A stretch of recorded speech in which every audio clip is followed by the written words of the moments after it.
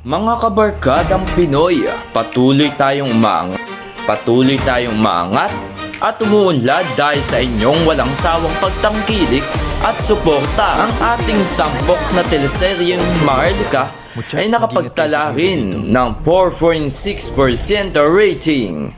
Patuloy ding lumalakas ang ating kapatid na himpilan, ang BCNMC-TVM Bulletin News Channel na may 4.5% rating. Sa larangan ng balita, nanguna ang Sentro Balita na Tayo na may 6.5% napapanood na rating.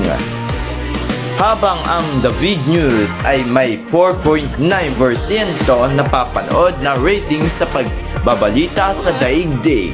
Sa pinakauling ulat ng online ratings, nanguna ang BCNMC-TVM Online Network na may 4.6% rating.